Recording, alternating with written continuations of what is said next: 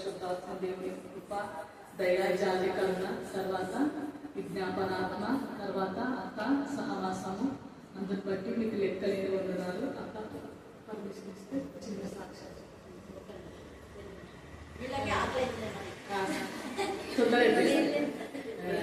డెలివరీకి ముందు దేవుడు అద్భుత రీతిగా 3 మాల నుంచి కార్యం చేసినాడు, మళ్ళీ తిరిగి తీసుకొని వచ్చినాడు. అయితే బాబుకి కొంచెం ఇబ్బంది అవుతుందని చెప్పినారు అనమాట. నాకు తెలియదు ఆ సంగతి. అయితే ఆయన ఏం ప్రార్థన, నాకేం సంబంధం లేదు, నేను ప్రార్థన చేసుకుంటాను, నువ్వైతే కార్యం చేయని ప్రేర్ చేసుకున్నాను. అయితే అద్భుత రీతిగా దేవుడు తీసుకొని వచ్చినాడు. అయితే తర్వాత హెల్త్ బాగాలేదన్నమాట డెలివరీ అయిన తర్వాత. అయితే ఎట్లా అంటే ఇంకా మామూలుగా బ్లీడింగ్ పోవాలంట, నాకు తెలియదు అది పోతేనే మంచిదంట, చెడుదని చెప్తారు అని. అయితే అప్పుడు నాకు తెలియదు ఎక్కువ. దేవుడు ఆ విషయంలో అది ఎక్కువ పోవడంలో, తర్వాత నేను నీరసంగా ఉండి లేవలేని స్థితిలో ఉంటే దేవుడు అప్పటికప్పుడే ఆటో వద్దు అంబులెన్స్ని పిలిపించి కర్నూలులో జాయిన్ చేయించి మళ్ళీ వెంటనే మరుసటి రోజే ఆ నైట్ అంతా కాపాడినాడు. మళ్ళీ మరుసటి రోజే డిశ్చార్జ్ అయ్యి ఇంటికి వచ్చేసాడు. అట్లా డెలివరీ విషయంలో, ప్రతి విషయంలో, ఈ పాప హెల్త్ విషయంలో, తర్వాత చిన్న బాబు హెల్త్ విషయంలో కూడా దేవుడు ఎన్నో విషయాల్లో కార్యం చేసినాడు. అందరిని బట్టి దేవాది దేవుడికి, విజ్ఞాపనాత్మకి, అక్కకి సహవాసం కూడా లెక్కలేని వందనాలు. మా కోసం ప్రార్థిస్తున్న సహవాసం కూడా మీకు లెక్కలేని వందనాలు. కళ్ళు మూసుకున్నట్లయితే ప్రార్థన. మా మిక్కిలిగా ప్రేమిస్తున్న మాట్లాడి పాదములకు లెక్కలేని వందనాలు చెల్లిస్తున్నాం ప్రభు. ఈరోజు నా తండ్రి, మరి నాయన మీరు మా కోసం నాయన సృష్టించిన సృష్టికర్తగా నా తండ్రి, మీరు వేసిన ఈ విత్తనం నాయన అనేకులకు నా తండ్రి ఆవరించే విధంగా అయితే నాయన అన్నిటికీ నాయన మన ఆశ్రయంలో ఏ విధంగా ఉందో ప్రభు, మీరు నాయన ఇచ్చిన ఈ మొక్క నాయన మాకందరికి ఆశ్రయంగా కాకుండా నాయన మేము ఇతరులకు ఆశ్రయంగా ఉండే నా తండ్రి జీవితాన్ని నాయన మీరు అక్క ద్వారా మాకు ఇచ్చినందుకు మీకు లెక్కలేని వందనాలు చెల్లిస్తున్నాం. పరిశుద్ధాత్మ తండ్రిగా మీరుండి ఇక్కడ నాయన వాక్యం వెదజల్లి నాయన మరియు అభివృద్ధిలోకి మమ్మల్ని తీసుకొస్తుంటున్నాను.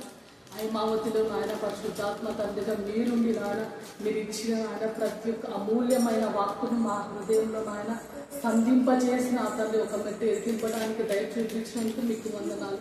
అవును యేసయ్య, ఏ నాటి స్థితి ఆ నాటికి చల్లను సెలవిచ్చిన దేవుడు అయ్యా, మాకు ఏదైతే మీరు ఇచ్చినా తృప్తి పడడానికి సహాయం చేయండి. బిడ్డల విషయంలో ఎంతో మెరుగు చేస్తున్నారు. ఇక్కడ ఉన్న ప్రతి ఒక్క బిడ్డ జీవితంలో ఎంతో అద్భుతం చేస్తున్నారు ప్రభా. అలాగే మా ఫ్రెండ్స్ని, జూనియర్స్ని, సీనియర్స్ని నా తండ్రి మాకు సహకరిస్తున్న ఇక్కడ నాయన మా ఫ్రెండ్ని బట్టి కూడా మీకు లెక్కలేని వందనాలు ప్రభా. మరి తన హెల్త్ విషయంలో కూడా మీరు అద్భుత రీతిగా తీసుకొచ్చి ఈరోజు ఆ బిడ్డని ఇక్కడ మాతో పాటు సజీవ సంఖ్యలో ఉంచినందుకు కూడా మీకు లెక్కలేని వందనాలు ప్రభా. అలాగే నా తండ్రి మన అక్క జన్మదినం ఈ రోజు నా తండ్రి మరి నాన్న వస్తాననుకోలేదు ప్రభు, ఆయన అప్పటికి దయ చూపించినందుకు మీకు వందనాలు. మరి నాన్న మీ ఆత్మతో ఇక్కడ నింపండి ప్రభు, పరిశుద్ధాత్మ అగ్నిని మీరు ఇక్కడతో నింపండి ప్రభు. ఒక్కొక్కరిని నాన్న నూతనమైన నాన్న అభిషేకంతో నింపి నాయన ఆశీర్వదించండి ప్రభు, బలపరచండి ప్రభు. అయ్యా సహాయము చేయండి నాయన, సాకులాగా నాయన. మరి ఏదైతే నాయన ఒక్కటి నాయన మేము విన్నాం ప్రభు, విధేయతాన్ని నాయన మీ చిత్తంలో మా జీవితంలో తెలుసుకొని నా తండ్రి పాటిస్తున్నానా. మరి ఆత్మీయ ఆశీర్వాదాలు, శారీరక ఆశీర్వాదాలు పొందుకోవడానికి మాకు సహాయం చేయమని నేర్పిస్తున్న నాయన పరిశుద్ధాత్మ తండ్రిని అక్కడి సహవాసాన్ని బట్టి మరి యొక్క మారు మీకు లెక్కలేని వందనాలు చెల్లిస్తూ నజరుని యేసు అడిగి వేడుకుంటున్నాను నా తండ్రి. ఎందుకు ప్రభువును స్తుతించడని ప్రకటన గ్రంథం 19వ అధ్యాయంలోనే దాదాపు 3 సార్లు రాయబడింది. అంటే ఆది కాండం నుంచి మరి ప్రకటన వరకు కొన్ని వందల సార్లు ఈ మాట చెప్తుంటారు, ప్రభువును స్తుతించడి, ప్రభువును స్తుతించడి, ప్రభువును స్తుతించడి. ఎందుకు ఇలాగా పదే పదే ప్రభువును స్తుతించుడి అని ఎవరు అంటున్నారంటే, మొదట కెరాపులు శరాపులు ప్రభువును స్తుతించమని చెప్తారు. తర్వాత 24 పెద్దలు ఉన్నారు, వాళ్ళు ప్రభువును స్తుతించండి అంటారు. 4 జీవులు ఉన్నాయి, వాళ్ళు ప్రభువును స్తుతించండి అంటారు. ఎందుకు ఇలాగా? తర్వాత మళ్ళీ ఏమంటారంటే, వీళ్ళు మాత్రమే కాకుండా ఆకాశ నక్షత్రంలారా ప్రభువును స్తుతించుడి, జల జలములారా ప్రభువును స్తుతించుడి, మరి అగ్ని వడగండారా, హిమమ ఆవిరి, పలవృక్ష వృక్షములారా, మరి తర్వాత అడవిలో ఉన్నటువంటి ప్రాకు జీవులారా అన్నీ కూడా ప్రభుని స్తుతించు అంటే ఆయన సృష్టికర్త. ఒకటి ఎందుకు మనం ప్రభుని స్తుతించాలంటే ఒకటి ఆయన సృష్టికర్త. ఆది కాండంలో ఆయన సృష్టి చేశాడని మనకు లేఖనంలో ఆది కాండం 1వ అధ్యాయం అంతా కూడా సృష్టి క్రమం ఉంది. సృష్టికర్త అయినందుకు మనం ఆయన స్తుతించాలి. ఆయన మన సృష్టికర్త, మనం సృష్టించిన దేవుడు కాబట్టి మనల్ని సృష్టించిన దేవుడికి మనం లోబడాలి, భయపడాలి, ఆయనలో చెల్లించి ఫలించి ఉనికి కలిగి జీవించాలి. దేవుడు లేదే మన జీవితం లేదు. దేవుడి యొక్క ఊపిరే మనలో ఉంది. సృష్టి అంటే మనలో ఆయన జీవాన్ని ఉంచున్నాడు, ఆయన జీవదాత. అందుకనే ఆయన సృష్టికర్త కాబట్టి ఒకటి దేవుడు సృష్టికర్తగా ఉంటున్నాడు. రెండవది ప్రభుని స్తుతించుడని పదే పదే ఎందుకు చెప్తున్నారు రెండవ మారు అంటే రక్షణకర్త. ఆయన సృష్టికర్త, రక్షణకర్త. మనం సృష్టించినటువంటి దేవుడు మనం రక్షించకుండా ఉండలేకపోతున్నాడు, మనం ఎప్పుడు రక్షిస్తున్నాడు. ఎలాగా ఎప్పుడు అంటే ఏ సమయంలో రక్షిస్తున్నాడు అంటే మన కీర్తన 121లో కొండజట్టు నా కన్నులు ఇచ్చున్నాను, ఎక్కడి నుంచి దేవుడి వల్ల యెహోవా వలననే నాకు సహాయం. హల్లెలూయా, హల్లెలూయా, హల్లెలూయా, హల్లెలూయా, హల్లెలూయా. ఎవరి వలన మనకు సహాయం చెప్పండి? యెహోవా వలననే, యెహోవా వలనే. మరి యెహోవా వలన సహాయము ఒక్కరోజు మనం బర్త్డే అయితే ప్రార్థన చేసుకుంటాం, మిగతా రోజుల్లో లేదు కదా, బాగాలేకుంటే ప్రార్థన. అలా కాదు, ఎప్పుడు మనం దేవుని నామంలో స్మరిస్తూ ఉండాలి, ఎప్పుడు ప్రార్థన చేయాలి. ఆయన వినాలి. రెండు, ప్రార్థన అంటే ఉచ్ఛ్వాస, నిశ్వాస, ఉచ్ఛ్వాసలే అంటే ఆక్సిజన్. మనం పీల్చుకుంటాము, వదులుతాము. మనం వదిలేటటువంటిది ప్రార్థన, మనం పీల్చుకునేది ఆయన స్వరాన్ని వినాలి. అట్లా వాక్యం అనేది ఆయన స్వరం. వాక్యము మనం వినాలి, వాక్యం చదవాలి, వాక్యం ధ్యానించాలి, వాక్యానుసారంగా జీవించాలి, వాక్యాన్ని ప్రకటించాలి. అలా మనం ప్రార్థన చేసి వాక్యం వినడం ద్వారా మన యొక్క శ్వాస నిరంతరము ఉంటుంది. హల్లెలూయా, హల్లెలూయా, హల్లెలూయా, హల్లెలూయా, హల్లెలూయా, హల్లెలూయా. మనం నిరంతరము జీవించాలంటే ఆక్సిజన్ ఎంత అవసరమో మన ఆత్మ కూడా ఈ యొక్క వాక్యము ప్రార్థన ఒక లంగరు లాంటిది అనమాట. అంటే ఓడకు లంగర్ లేకపోతే అది ఆగిపోయే విధానంలో మన ఆత్మ కూడా వాక్యము ప్రార్థన జీవాన్ని కలుగజేసి ఆత్మను జీవింపచేస్తుంటారు. అందుకే జీవింపచేయు ఆత్మని యేసు ప్రభుల వారికి పేరు. రోమా 8లో జీవింపచేయు ఆత్మ అని ఉంది. నడిపింపచేయు దేవుని ఆత్మ. సృష్టికర్త అనే దేవుడు నడిపిస్తాడు. జీవింపచేయు క్రీస్తు ఆత్మ. శుద్ధీకరించేది దత్తపుత్రాత్మ. దత్తపుత్రాత్మ ఎప్పుడు మనకు ఆత్మకు మనసుకు శరీరం కల్మషుని మనం పవిత్రంగా చేస్తూ ఉంటది. ఎందుకంటే దేవుడు పరిశుద్ధుడు, మనం పరిశుద్ధంగా ఉండాలి. ఆయన మనం పరిశుద్ధంగా ఉండాలని సృష్టించాడు. ఆది కాండంలో ఆదామవ్వలు యవ్వనంలోనే సృష్టించాడు. వాళ్ళ యొక్క బాల్య వయసు కాదు, వాళ్ళది దాదాపు 30-40 సంవత్సరాల యవ్వన వయసులో ఉన్నప్పుడే, వాళ్ళకి పెద్దగా ఉన్నప్పుడే సృష్టించాడు. వాళ్ళకి జన్మము పెద్దగా. మనం కూడా చనిపోయి తిరిగి లేస్తే ఆ వయసులోనే మనం ఉంటాం. హల్లెలూయా, హల్లెలూయా, హల్లెలూయా, హల్లెలూయా, హల్లెలూయా, హల్లెలూయా. అందరూ యవ్వన వయసులో దేవునికి మన యవ్వన జీవితాన్ని ఇవ్వాలనే ఉద్దేశంతోనే ఆదామవ్వలను చిన్న వాళ్ళలాగా సృష్టించారా. తండ్రి అనే దేవుడు పెద్దవాళ్ళలాగానే సృష్టించాడు.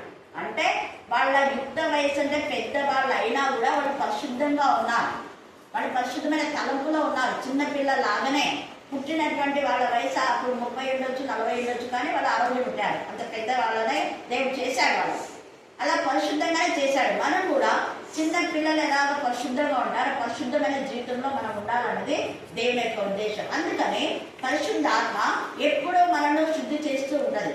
శుద్ధీకరించు దత్తపుత్రాత్మ. తర్వాత మన పక్షంగా విజ్ఞాపన చేయాత్మ అంటే యేసయ్య మన పక్షంగా విజ్ఞాపన చేస్తుంటాడు. ఎందుకంటే ఆయన రక్షణకర్త. తండ్రి అనే దేవుడు సృష్టికర్త, యేసు ప్రభుల వారి రక్షణకర్త, మరి పరిశుద్ధాత్మ ఆదరణకర్త. హల్లెలూయా, హల్లెలూయా, హల్లెలూయా, హల్లెలూయా, హల్లెలూయా, హల్లెలూయా. ఆయన ఎప్పుడు మనల్ని ఆదరిస్తూ ఉంటాడు అన్నమాట. ఈ లోకంలో మనుషులు ఒక రోజు ఆదరించి ఇంకొక రోజు ఆదరించలేకపోవచ్చు, కానీ ఆదరణకర్త ఎప్పుడు మనలో ఉండి 24 గంటలు మనల్ని ఆదరిస్తూ ఉంటాడు.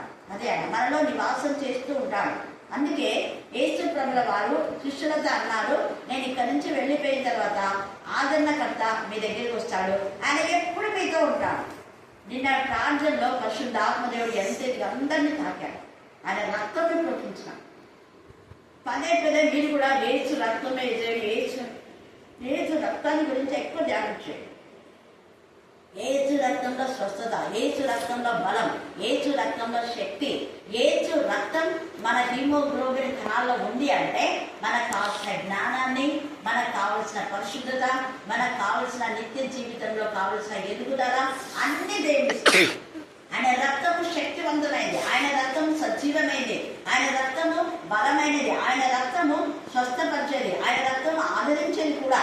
ఆయన రక్తము ప్రతి పాపాన్ని నుంచి మనల్ని కడిగి శుద్ధి చేసేది కూడా. యేసయ్య రక్తం శిలువలో ఆయన కాల్చిన రక్తం అంతా శక్తివంతమైంది కాబట్టి ఎప్పుడూ మనం యేసయ్య శిలువ దృశ్యాన్ని మర్చిపోకూడదు.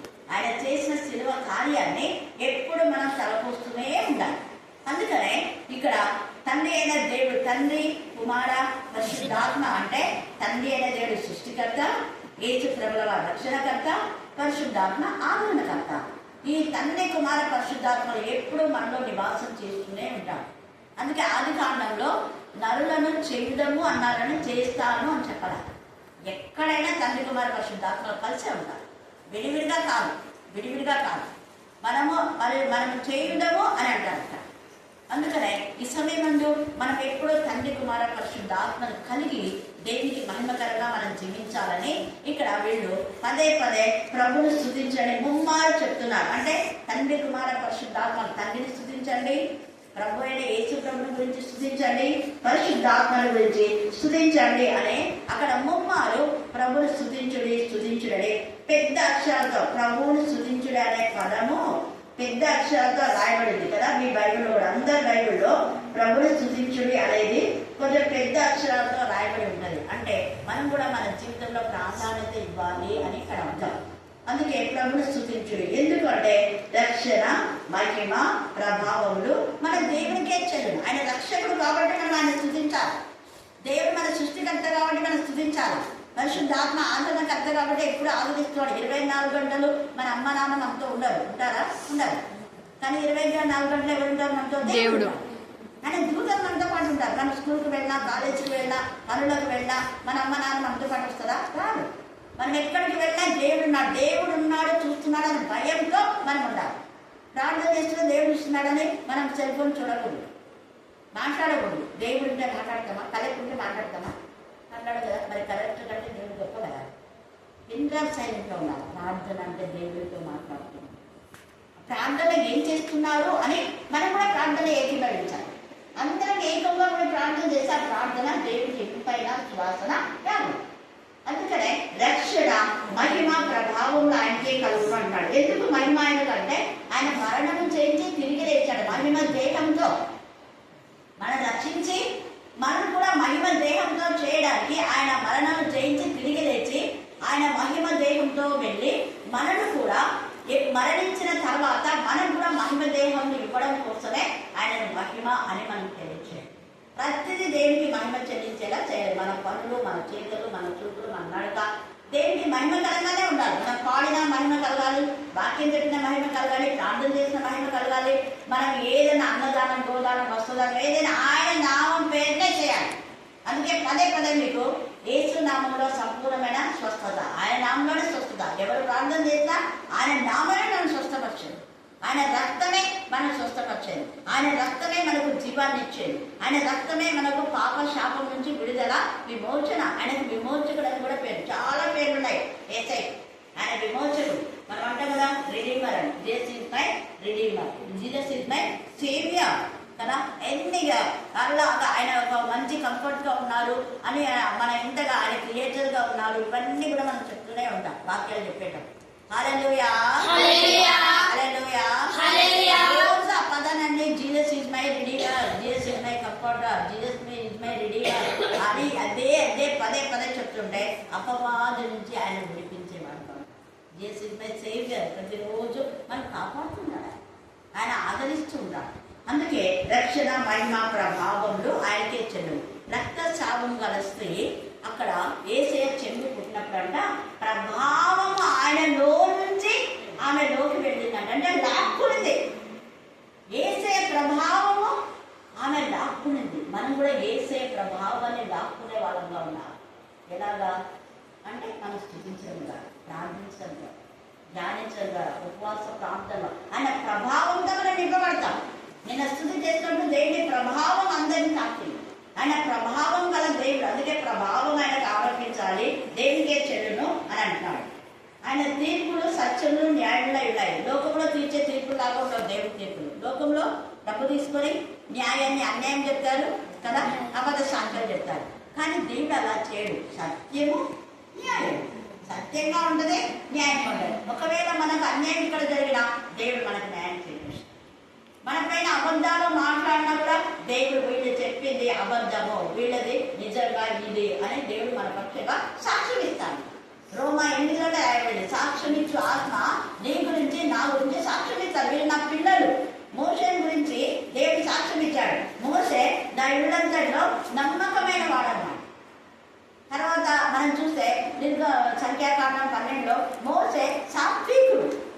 సాత్వికుడైన మోషే గురించి మాట్లాడడానికి నీకు భయం లేదా అన్నాడు. కాబట్టి ఆయన సాత్వికుడు, దేవుడే చెప్తున్నాడు. యోగుడు గురించి అయితే యోగు యథార్థవంతుడు, నీతిపరుడు. అలాంటి వ్యక్తుల గురించి నువ్వు మాట్లాడుతున్నావని సైతాన్ని గర్దించాడు. దేవుడే సాక్ష్యం ఇచ్చాడు యోగు గురించి 1వ అధ్యాయంలో. రాత్రి కాలచంద్రుడు నీ గురించి నా గురించి తండ్రి కుమార పరిశుద్ధాత్మ సాక్ష్యం ఇస్తారు. మొదటి పేజీలో కూడా సాక్ష్యం ఇచ్చేవారు 3 అంటారు. 3 ఎవరు వాళ్ళు అంటే ఆత్మ, నీళ్లు, రక్తం. ఆత్మ, నీళ్లు, రక్తం అని ఉంటుంది. హల్లెలూయా, హల్లెలూయా, హల్లెలూయా, హల్లెలూయా, హల్లెలూయా, హల్లెలూయా.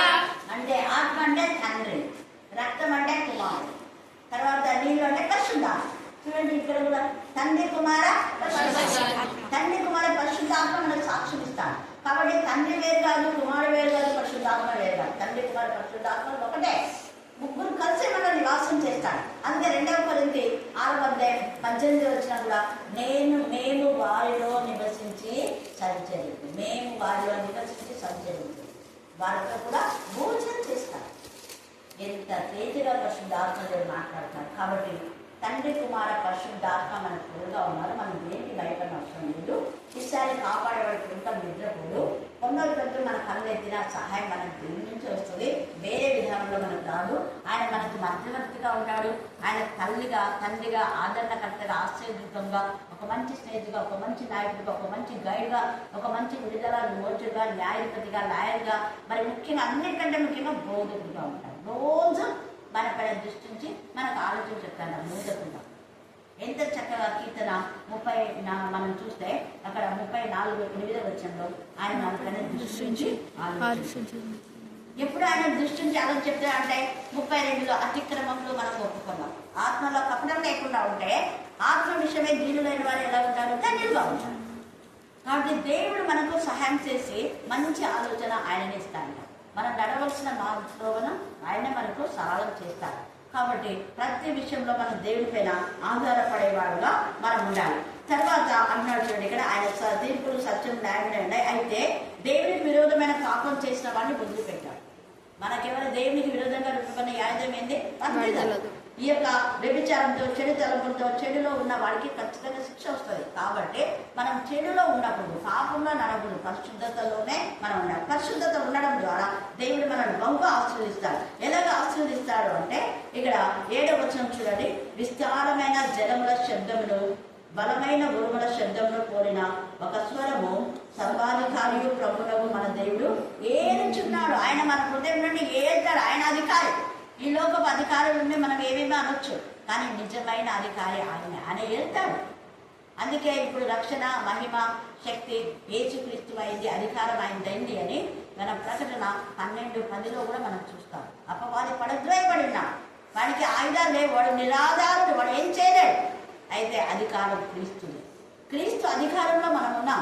ఆయన మనల్ని కాపాడుతారు. ఆయన అపవాదిని గద్దిస్తాడు, బుద్ధి చెప్తారు. అపవాది మన పక్షంగా అపవాదితో పోరాడతాడు, మనకు విజయం ఇస్తాడు. హల్లెలూయా, హల్లెలూయా, హల్లెలూయా, హల్లెలూయా. అందుకే ఇక్కడ ఆయన ఏలుచున్నాడు అంటాడు. అందుకే ఆయన స్తుతించుడి. గొర్రెపిల్ల వివాహోత్సవ సమయం వచ్చినది. ఆయన భార్య తన్ను తాను సిద్ధపరచుకుంది. అంటే మనమంతా సంఘ వధువు, అంటే పురుషులైనా స్త్రీలైనా అందరూ వధువు. మనము సిద్ధపరచుకోవాలి. క్రీస్తు రాకడ సమీపంగా ఉందంటే మనం ఆత్మకు, మనసుకు, శరీర కల్మషం నుండి వాక్యము ద్వారా ఉదక స్నానం చేయబడి క్రీస్తు రక్తంలో కడగబడి శుద్ధి చేసుకుని శుద్ధీకరంగా ఉండాలి. పెళ్లి కుమార్తె స్నానం చేస్తుంది కదా, మనం క్రీస్తు రక్తంలో స్నానం చేయాలి, వాక్యం ద్వారా ఉదక స్నానం చేయాలి. అలాగే పెళ్లి కుమార్తెకి వస్త్రాలు ఉంటాయి కదా, అట్లా యేసయ్య నీకు నాకు రక్షణ వస్త్రాలు, స్తుతి వస్త్రాలు, మహిళ వస్త్రాలు, ధవల వస్త్రాలు, ఆనంద వస్త్రాలు, పరిశుద్ధ వస్త్రాలు ఇవన్నీ ఇస్తాయి. ఎప్పుడు ఇస్తాడు అంటే మనం నీతి క్రియలు చేస్తే. అందుకే ఇక్కడ కూడా ఈమెకు వస్త్రాలు ఇస్తున్నారు. చూడండి, వధువుకు ఇస్తున్నారు, పెళ్లి కుమార్తె వస్త్రాలు ఇస్తున్నాడు. ఆమె ధరించుకున్నటకు ప్రకాశములను నిర్మలములైన సన్నపు నారబట్టలు ఆమెకు ఇవ్వబడను. అవి పరిశుద్ధుల నీతి క్రియలు. మన నీతి క్రియలు బట్టి ఇవన్నీ వస్తాయి. మనకి విలువైన రక్షణ వస్తాలు, దుఃఖములకు ప్రతిగా స్తుతి వస్తాన్ని దేవుడు ఇస్తాడు, ఆనందంతో మనం నింపుతాడు. కాబట్టి మనం ఎప్పుడు కూడా దేవుని పైన మనం ఆధారపడితే ఇన్ని విధాలుగా దేవుడు మనల్ని ఆశీర్వదించి రక్షణ వస్త్రాలతో, స్తుతి వస్త్రాలతో, మహిమ వస్త్రాలతో, ధవల వస్త్రాలతో, ఆనంద వస్త్రాలతో, సంతోష వస్త్రాలతో ఆయన మనల్ని నింపుతాడు. అంత మాత్రమే కాదు, అలాగ చేసి పెళ్లి కుమార్తెకు కిరీటం పెడతారు కదా, మరి అలాగనే మనం కూడా ఆయన దయా కిరీటం ఇస్తారు. సంవత్సరం మనం దేవుడి పైన ఆధారపడితే దేవుని దయలో మనం ఉంటాం. దేవాన్ని దయ ప్రభా, ఈ సంవత్సరం అంతా నన్ను కాపాడావు తండ్రి, నీ దయ ఈ రోజంతా నన్ను ప్రతిరోజు దేవుని దయను స్తుతించాలి. దేవా నీ దయ చొప్పున ఈరోజు ఉదయం నుంచి రాత్రి వరకు ఏ అపాయం రాలేదు ప్రభా, నన్ను కాపాడా. స్కూల్కు వెళ్ళి వచ్చేటప్పుడు, కాలేజీకి వెళ్ళి వచ్చేటప్పుడు, ఆఫీస్కి వెళ్ళి వచ్చేటప్పుడు, పనికి వెళ్ళి వచ్చేటప్పుడు తండ్రి నువ్వు నన్ను కాపాడావు, నీ దయ నా పైన ఉన్నందుకు వందనాలు. అంటే దయ ప్రతిరోజు దేవుని దయ ఉంది అనండి, దయ కిరీటం దేవుడు ఇస్తాం. హల్లెలూయా, హల్లెలూయా, హల్లెలూయా, హల్లెలూయా, హల్లెలూయా, హల్లెలూయా. దేవా నీ దయ నాకు తోడుగా ఉంది నాయన అని ప్రతిరోజు మనం అంటే దయ కిరీటం ఇస్తాం. దేవుని దయ పైన ఆధారపడే వాళ్ళకు దయ కిరీటం ఇస్తాడు. తర్వాత రక్షణ కిరీటం ఆయన ఇస్తాడనమాట. అంటే ఆయన రక్షకుడు అని మనం విశ్వసించి రక్షకుడి పైన ఆధారపడి రక్షకుడు చెప్పినట్టు మన జీవితాలు సరిదిద్దుకుంటే ఆయన రక్షణ ఇస్తాడు, నీతి కిరీటం ఇస్తాడు.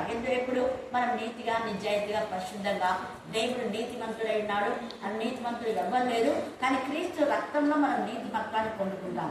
అబ్రహాము దేవుని నమ్మను, అది అతనికి నీతిగా ఎంచబడెను. మనం పూర్తిగా దేవుని నమ్మి అపనమ్మకము, అనుమానం, సంశయం, సందేహం లేకుండా పూర్తిగా దేవుని పైన ఆధారపడితే మనకు నీతి కిరీటాన్ని ఇస్తాడు. అందుకని నీతి క్రియలు అంటే మంచి క్రియలు, మంచి క్రియలు. నీతి క్రియ అంటే యథార్థంగా, నిజాయితీగా జీవించడం, ఒకరిని ఆశించకుండా, ఒకరిని దోచుకోకుండా, న్యాయంగా కష్టపడి పనిచేసుకోవాలి. అప్పుడు మన పనిని దేవుడు దీవిస్తాడు.